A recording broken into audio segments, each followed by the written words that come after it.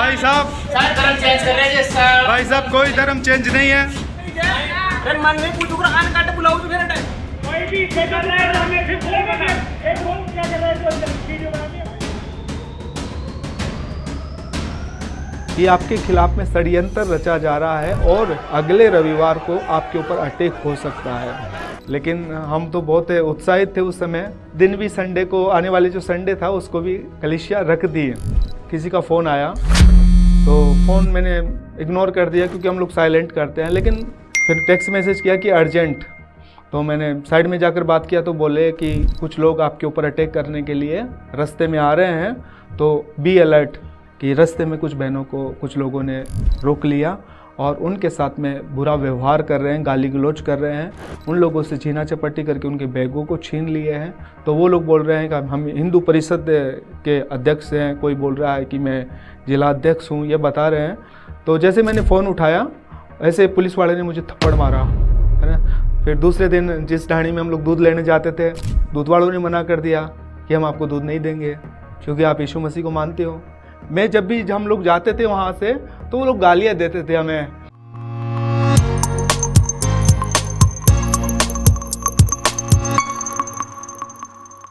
Praise the Lord, जय मसीह की। स्वागत है आपका एक और बार विजनरी रेडियो टीवी के इस खास प्रोग्राम जिसका नाम है let's talk today. Let's talk today में हमेशा बात करते हैं, कुछ खास बात करते हैं, ऐसी बात जो आपके और मेरे विश्वास की उन्नति का कारण हो। हाल फिलहाल में अगर हम बात करें, सताव एक ऐसा मुद्दा है जिस मुद्दे पर लोग अलग अलग तरह की बात करते हैं।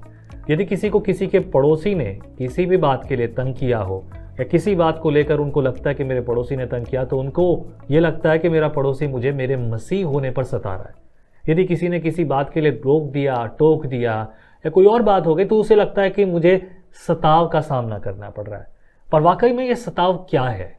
क्या सताव जो परमेश्वर का वचन मत्ती की पुस्तक में आपसे और मुझसे बात कर रहा है, जो कि हम देखते हैं प्रेरितों की पुस्तक में, तो ये सताव असल में है क्या? आइए बात करेंगे। हमारे बीच में पास्टर नरेश कुमार हैं जिन्होंने हाल ही के दिनों में बहुत बड़े सताव का सामना किया और जिसके कारण वो कलीसिया जिसकी वो अगुवाई करते थे, जहां पर लोग आकर परमेश्वर के वचन को सुनते थे, सीखते थे, विश्वास लाते थे, नया जन्म पाते थे, उस जगह पर आज आराधना करना मना है और ये गवर्नमेंट का आदेश है।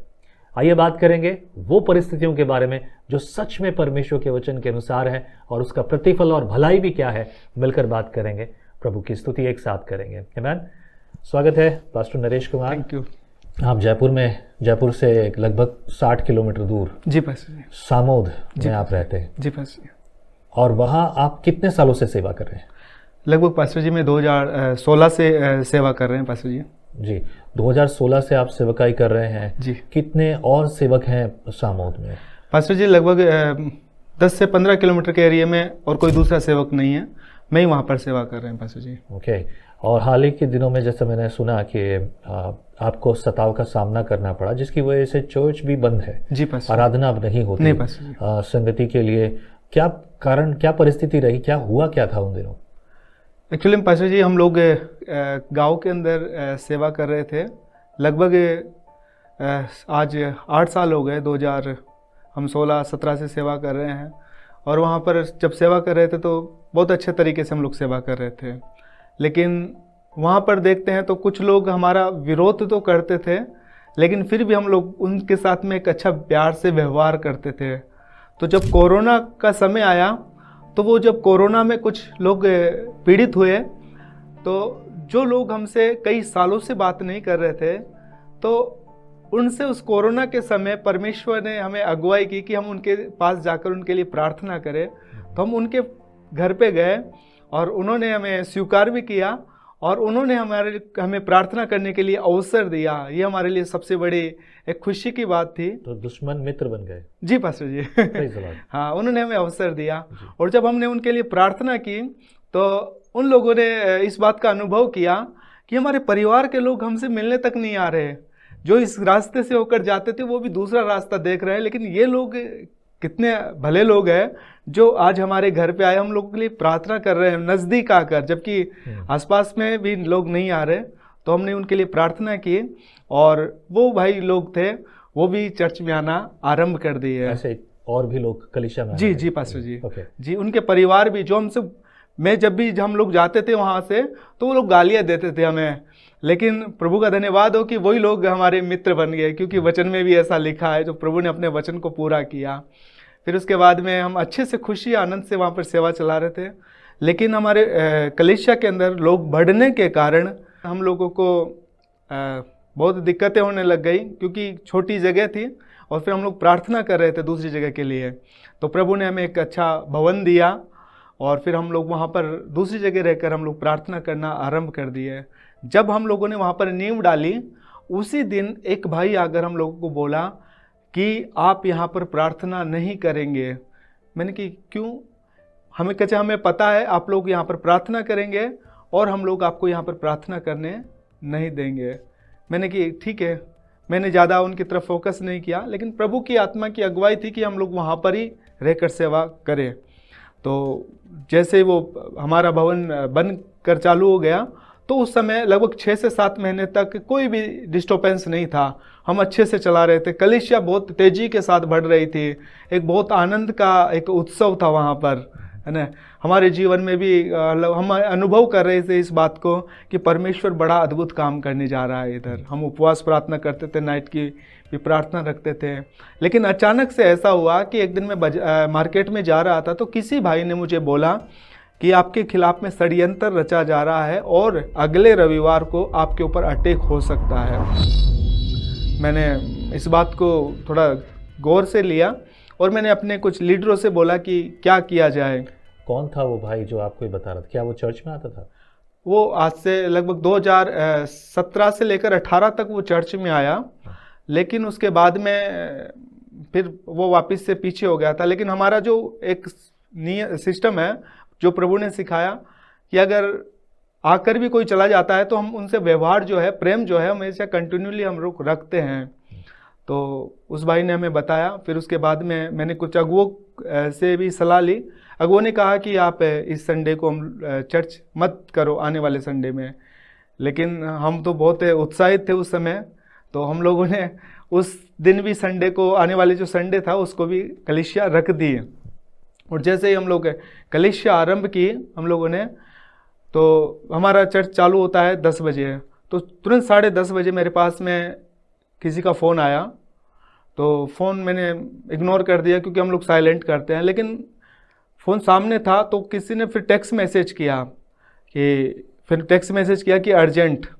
तो मैंने साइड में जाकर बात किया, तो बोले कि कुछ लोग आपके ऊपर अटैक करने के लिए रास्ते में आ रहे हैं, तो बी अलर्ट।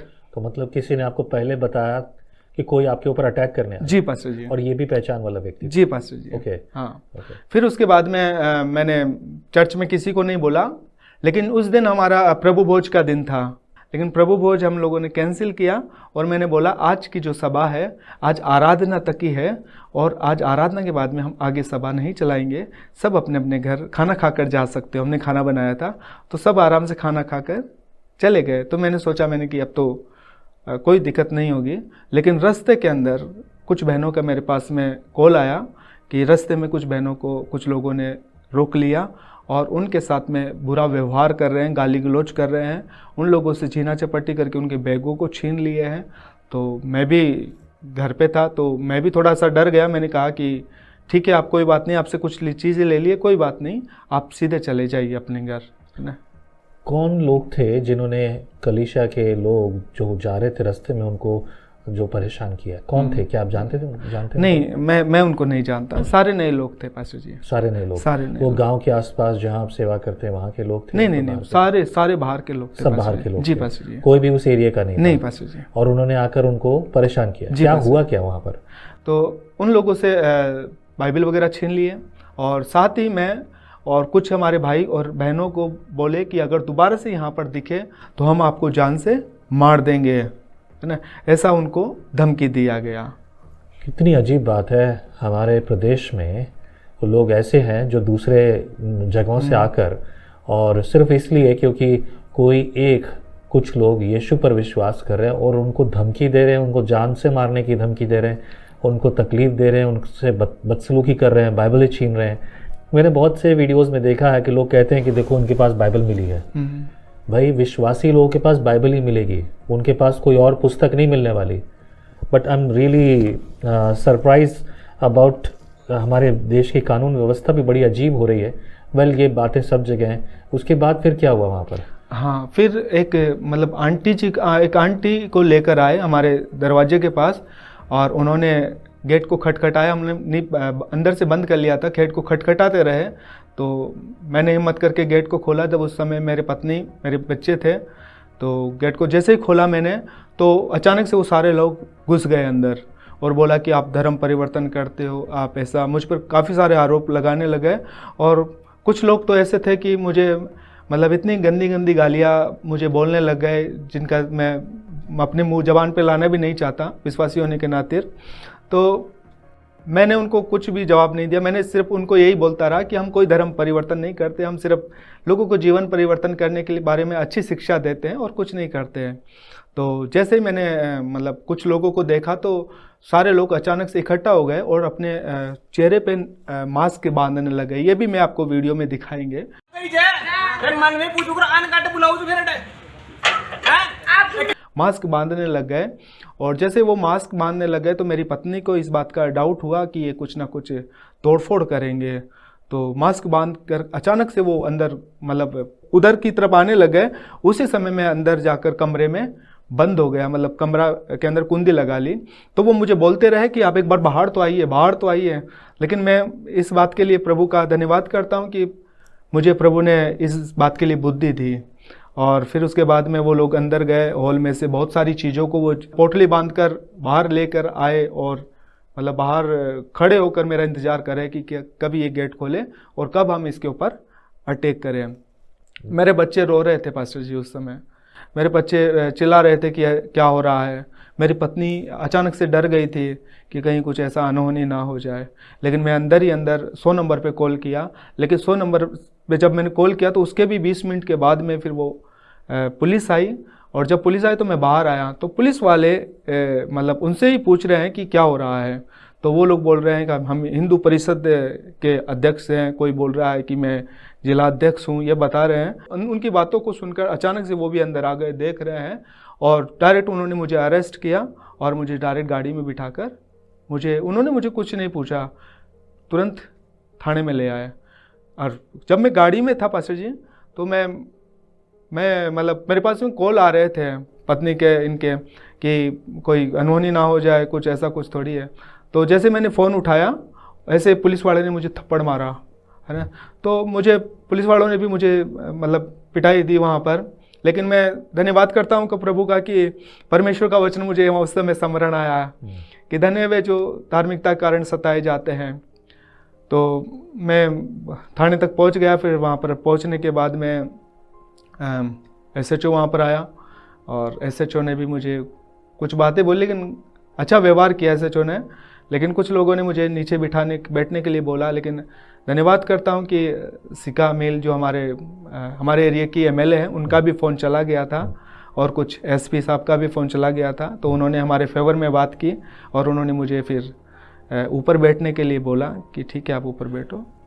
जिन लोगों ने हमला किया, जो लोग ज़बरदस्ती घुस रहे हैं, जिन्होंने महिलाओं को तंग किया, जिन लोगों ने वहाँ से चीज़ें उठाई बिना किसी परमिशन के, किसी और की चीज़ें, जी पास्टर, उनके ऊपर कोई इल्ज़ाम नहीं है? नहीं पास्टर जी, उनके ऊपर कोई इल्ज़ाम नहीं। आपको किस इल्ज़ाम पर गिरफ्तार किया उन्होंने? कि आप यहाँ पर प्रार्थना क्यों चलाते हो? प्रार्थना करना गुनाह है हमारे देश में।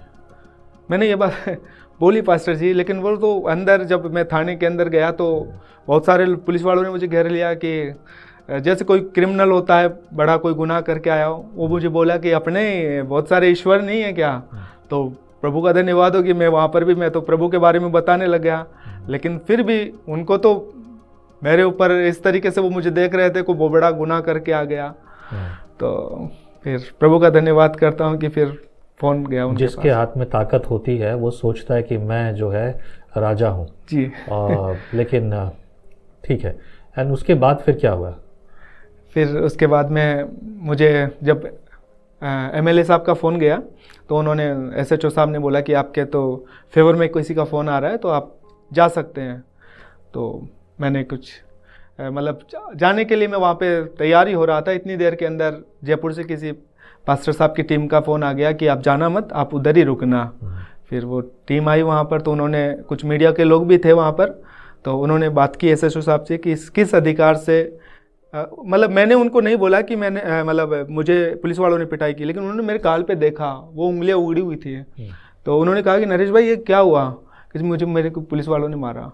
तो एसएचओ के पास ले गए कि एसएचओ को बोले कि आपने किस अधिकार से ये परमिशन दी कि इनको पिटाई करें, क्या गुनाह किया। तो एसएचओ साहब ने बोला कि कोई बात नहीं, जोश में हो जाता है ऐसा। ऐसा तो मतलब पुलिस का भी जोश और होश दोनों ही नहीं है। ओके, देन उसके बाद? हाँ, फिर उसके बाद में उन लोगों ने बात की, जो यहाँ से जयपुर से जो टीम गई थी एसएचओ से। एसएचओ ने कहा ठीक है, हमको तो कोई दिक्कत नहीं, कर सकते हैं प्रार्थना। उस समय एसएचओ साहब ने बोल दिया कि कर सकते हो। फिर मैं घर पे आया। घर पे जब आया तो मेरी पत्नी, मेरे बच्चे बहुत डरे हुए थे कि कुछ मतलब मेरे साथ में कुछ ऐसा ना हो जाए, क्योंकि मतलब ना ही तो मेरे परिवार में कोई ऐसा है जो यीशु मसीह के कारण कोई मेरा साथ दे सके। तो जब मैं घर पे आया तो मेरी पत्नी बहुत डर गई, रोने लग गई। मैंने कहा चिंता मत कर, मैंने कि प्रभु हमारे साथ है। फिर उसके दूसरे या तीसरे दिन हम लोग फिर शाम को, रात को फैमिली प्रेयर कर रहे थे। इतनी देर में पास के जो लोग हैं, लगभग 500 मीटर की दूरी में वो लोग रहते हैं, अचानक से रात को 11 बजे वो आकर हमारे गेट को खटखटाते हैं। तो मैं उन्हें बोलता हूँ कि आप क्यों खटखटा रहे हो।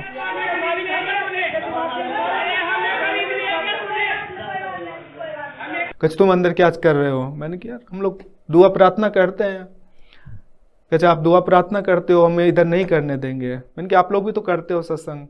तो वो भी हमें गलत तरीके से बर्ताव करने लगे, गाली। क्या गलत तरीका, मतलब हमें समझ नहीं आ रहा क्या गलत तरीका है। गलत तरीका ऐसे कि अगर इस तरीके से रहोगे तो हम आपको मारेंगे, चाहे हमको जेल ही जाना पड़े, लेकिन हमें यहाँ पर ऐसा नहीं करने देंगे, प्रार्थना नहीं करने देंगे। जी ओके।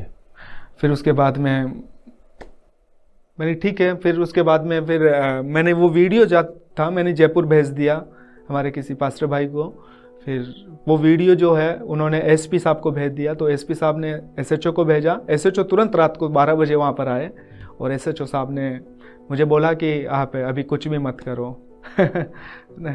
और अभी प्रार्थना कुछ मत करो। मतलब पुलिस ने जो असामाजिक तत्व हैं, जो ये अपने आप को धर्म रक्षक बताते हैं, वो लोग आकर दंगा कर रहे हैं, उनसे कुछ नहीं कहा? नहीं पास्टर जी, अभी तक उनसे कुछ बात नहीं है सिर्फ। लेकिन आपको आराधना करने से, प्रार्थना करने से मना है। आप चर्च की संगति नहीं रख सकते। जी पास्टर जी। खुद की जगह में, अपनी जगह में आप नहीं कर सकते। जी पास्टर जी। ये कैसा इंसाफ है ना? हम तो पास्टर जी जब भी प्रेयर भी करते थे तो हम तो किसी को डिस्टर्ब भी नहीं करते थे। और फिर उसके बाद में क्या हुआ कि वो रात को ऐसा हो गया। फिर दूसरे दिन जिस ढाणी में हम लोग दूध लेने जाते थे, दूध वालों ने मना कर दिया कि हम आपको दूध नहीं देंगे क्योंकि आप यीशु मसीह को मानते हो। मेरी पत्नी ने खाली केतली लेके आई कि दूध के लिए मना कर दिया। मैंने कोई बात नहीं, मना कर दिया तो हमारा प्रभु यहोवा हीरे है, वो सब कुछ मुहैया करेंगे। तो मुझे इस बात का थोड़ा दुख भी हुआ कि यीशु के कारण मैंने कि ये लोग कितना ये सब कर रहे हैं। ये सब कुछ सिर्फ आपके साथ हो रहा है या कलीसिया के सदस्यों के साथ भी? पास्टर जी कलीसिया के सदस्यों के साथ, कुछ लोगों के साथ ऐसा हुआ कि वो लोग प्रभु यीशु को मतलब मानना आरंभ किए, वो हमारे चर्च में आना चालू किए। उसी समय कुछ लोगों ने, गांव के जो बुजुर्ग लोग हैं, उन लोगों ने एक पंचायत बैठाई और पंचायत बैठाने के बाद में उन लोगों को, लगभग 3 परिवार हैं, तीनों परिवारों को समाज से बाहर कर दिया पास्टर जी। जो मसीह में विश्वास में आए? जी पास्टर जी। उनको भी मसीह समाज से बाहर कर दिया? जी पास्टर जी। अच्छा जी। क्या परेशानी है उनको, मतलब किस तरह से समाज से बाहर करना, मतलब क्या हुआ? समाज से बाहर करने का मतलब है कि पंचायत उन्होंने बैठाई और सारे गांव के लोग बैठते हैं, बुजुर्ग बड़े बड़े लोग, और एक अनाउंसमेंट वो करते हैं कि आज के बाद में इन लोगों के साथ में हमारा कोई भी रिश्ता नहीं है, ना ही तो इनके शादी में हम जाएंगे और ना ही शादी में हम इनको आमंत्रित करेंगे, है ना, क्योंकि इन लोगों ने धर्म को चेंज कर लिया है। उनकी ये एक सोच है कि धर्म चेंज कर लिया है। एक जो भाई था उनका, वो बेचारे बहुत गरीब परिस्थिति में, क्योंकि जब वो पुराने जीवन में थे तो वो बहुत नशा करते थे, और जैसे ही वो प्रभु में आए तो उन्होंने सारे नशे पत्ते छोड़ दिए और वो एक अच्छा जीवन जीने के लिए उन्होंने निर्णय किया। और गरीब सहायता को देखकर गवर्नमेंट ने उनके लिए लोन को पास किया। भाई इनके लिए घर नहीं है, चलो लोन हम इनको देकर एक छोटा सा घर बन जाए, क्योंकि अभी प्रधानमंत्री योजना है। लेकिन जब अभी बड़ी बड़ी कुर्सियों पे बड़े बड़े नेता बैठे हैं, तो उन लोगों को भी पता लगा इस बात का कि ये तो ईसाई मतलब यीशु मसीह को मानने लग गए। तो उस लोन में भी आज लगभग काफ़ी दिन हो गए, अभी तक उस लोन का कोई भी वो पता नहीं है ना। वो लोन भी उन लोगों को नहीं मिल पा रहा, उस लोन में भी रुकावट मिल गई, जबकि वो गवर्नमेंट का काम है। हाँ, ऐसा उनके साथ में हो रहा है पास्टर जी। आज जब आप प्रभु में अब आप हैं जी, तो जब ये सारा घटनाएं आपके साथ घटी, तो आज आप क्या कर रहे हैं? आज क्या आराधना हो रही है? क्या आज संगति कर सकते हैं, नहीं कर सकते? क्या मतलब क्या परिस्थिति है? मैं इस समय को देखकर मैं एसएचओ साहब के पास में गया कि अभी प्रार्थना बंद है, तो क्यों ना मैं एसएचओ साहब से बात करूं, तो क्यों ना वो हमें थोड़ा सा हमारे फेवर में हो जाए। तो एसएचओ ने बोला कि आप कुछ भी मत करो, अगर ऐसा कुछ करोगे आपको जेल हो जाएगी। ठीक है, फिर हम लोग आराधना नहीं कर रहे क्योंकि एसएचओ ने बोला है। और फिर उसके कुछ दिनों के बाद में ही हम लोगों ने एक छोटी सी सभा भी रखी थी, है ना, सभा भी रखी थी। लेकिन वो सभा हम लोगों ने परमिशन लेके रखी थी कि मतलब मुझे किसी ने गाइड किया कि हम डीएम के पास जाकर ज्ञापन दें, और डीएम ने हमें आश्वासन दिया। और डीएम का जो लेटर था वो एसपी को गया और एसपी एसएचओ के पास में भेजा। एसएचओ ने मुझे कहा कि ठीक है, आप थोड़े संख्या में आप कर सकते हो आराधना। उस समय पे आराधना होने से पहले हम लोगों ने सोचा कि शनिवार का दिन है, आज क्यों ना हम कुछ विश्वासियों को लाकर कुछ वकील को लाकर हम वकील से कुछ संविधान के बारे में सीखे कि हम संविधान का जो भारत का कानून है उसका हम उल्लंघन ना करें ना। हमारा उद्देश्य यह था कि हम कोई कहीं ऐसा तो नहीं कर रहे कि कुछ कानून का हम उल्लंघन कर रहे हैं। तो हमने वकील साहब को बुलाया, और वकील साहब जब आए और हम लोगों को कानून के बारे में सिखा रहे थे, तो उन गाड़ियों को देखकर, 1-2-3 गाड़ियाँ थी, उनको देखकर जो ढाणी वाले हमारे जो पड़ोसी लोग हैं, जो विरोधी लोग हैं कुछ लोग, तो उन लोगों ने आगे कॉल किया। हमें पता नहीं कहाँ कहाँ वो कॉल किए, तो तुरंत डिप्टी साहब आ गए, तहसीलदार साहब आ गए, पुलिस की गाड़ी आ गई, लेडीज़ पुलिस आ गई। और इस प्रकार से हम लोगों के साथ में मतलब बाहर पुलिस ही पुलिस हो गई, जैसे कि अंदर कोई बहुत बड़ा क्रिमिनल कोई काम हो रहा हो। तो फिर उसके बाद में हम लोग डर गए। मैंने बोला वकील साहब को कि वकील साहब बाहर तो पुलिस आ गई। तो वकील साहब ने कहा कि डरने का कोई ज़रूरत नहीं है। तो हम लोग अपनी सभा को चलाते रहे, लेकिन वो फिर बाद में आकर वो जो एसएचओ है वो मुझे बोले कि आपने ये सभा क्यों रखी, जबकि उन्होंने मुझे परमिशन दी थी। तो फिर जो डिप्टी साहब हैं उन्होंने भी मुझे बोला कि अगर ऐसा करोगे हम थाने में बंद कर देंगे। फिर उन्होंने जब हमारी जो सभा जब समाप्त हुई उसके बाद में हमें एक नोटिस दे दिया उन्होंने कि आज के बाद में कभी भी यहाँ पर सभा नहीं करोगे बिना किसी अनुमति के। वकील साहब ने बहुत सारी बहस उनसे की कि हमें अपने घर पे आराधना करने के लिए हमें परमिशन की क्या आवश्यकता है, क्योंकि हम तो संविधान का पालन कर रहे हैं, संविधान हमें इजाज़त देता है, हम किसी को भी मान सकते हैं। लेकिन उस समय किसी ने भी वकील साहब की भी नहीं सुनी, जबकि वो तो कानून को पूरा अच्छे से जानते हैं। और हमें आपके हिसाब से क्या कारण उन्होंने बताया कि इस वजह से आप आराधना नहीं कर सकते? कारण यही बताया कि जो कुछ लोग हैं वो आपके खिलाफ में बार बार एप्लीकेशन दे रहे हैं और बिना अनुमति के आप यहाँ पर आराधना चलाते हैं। तो अनुमति किससे लेनी है और किस बात की लेनी है? वो ये बोलते हैं कि अनुमति एसडीएम से जब तक अनुमति नहीं मिलेगी तब तक आप आराधना नहीं चला सकते। एसडीएम से आपने परमिशन ले ली थी? एक्चुअली में हम लोग गए थे एसडीएम साहब के पास भी, लेकिन हमें किसी ने भी कोई परमिशन के लिए कुछ कहा नहीं। ओके, आज आप क्या करते हैं? आज आप अपना घर परिवार कैसे चला रहे हैं? 4 बच्चे हैं, घर है, और आपने चर्च बनाने के लिए लोन भी लिया था। नाउ यू आर स्ट्रगलिंग, आपकी किश्तें भी जा रही हैं। आज आप अपना घर कैसे चला रहे हैं? आज अपने घर की रोज़ की ज़रूरतें आप कैसे पूरी करते हैं?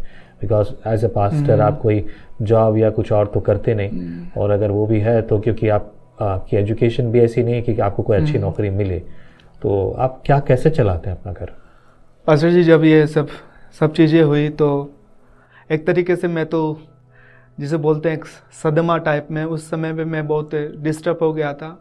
मेरी पत्नी को जब मैं शाम को देखता था वो सिर्फ रोती थी, लेकिन प्रभु का धन्यवाद हो कुछ विश्वासी बहनें खड़ी थी, तो विश्वासी बहनें हमेशा दिन में कम से कम 10 या 12 बार कॉल करती थी मेरी पत्नी के पास। मेरी पत्नी को हिम्मत देती थी, मुझे भी हिम्मत देते थे लोग। और फिर उसके बाद में मेरे बच्चे भी डरे हुए थे उस समय, तो मैंने ये सोचा कि अब तो मुश्किल होगा सब कुछ, लेकिन धन्यवाद करता हूँ प्रभु का कि उस समय हमने प्रभु का हाथ देखा और प्रभु का ऐसा चमत्कार हमने देखा कि जिसके बारे में मैं कभी मतलब सोच भी नहीं सकता था। मैंने तो ये सोच लिया था कि अब तो सब कुछ ख़त्म हो चुका, लेकिन हमारा प्रभु सच में यहोवा ईरे है। हम लोग कंटिन्यू प्रार्थना में बने रहे और मेरा एक ही टारगेट था कि प्रभु ने जो लोग दिए उनको मैं ईमानदारी से संभालूंगा। मैं गांव-गांव जाकर उनके पास फेलोशिप देते हैं, है ना। हर अलग अलग 3, 4, 5 गांव है जो वहाँ पर जाकर मैं उनको संगति देते हैं। लेकिन फाइनेंशियली जैसे चर्च में हमारे साथ ऐसा ऑफरिंग डाइट वगैरह आती थी, वैसा कुछ नहीं, सोर्स नहीं था हमारे पास में।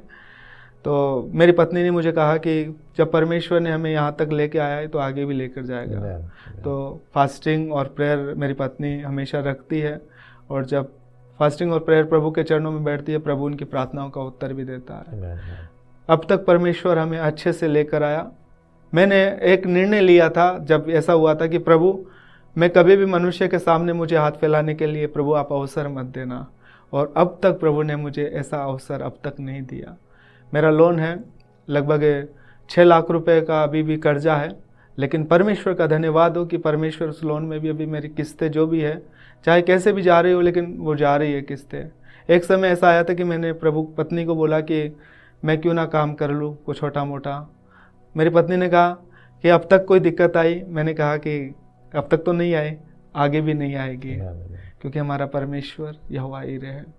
मैं कंटिन्यूली, मेरी पत्नी मेरी प्रेयर पार्टनर है, वो सिर्फ 4 या 5 घंटे सोती है। मुझे पता नहीं कि 4-5 घंटे भी वो सोती है कि नहीं, हमेशा प्रार्थना उपवास में रहती है।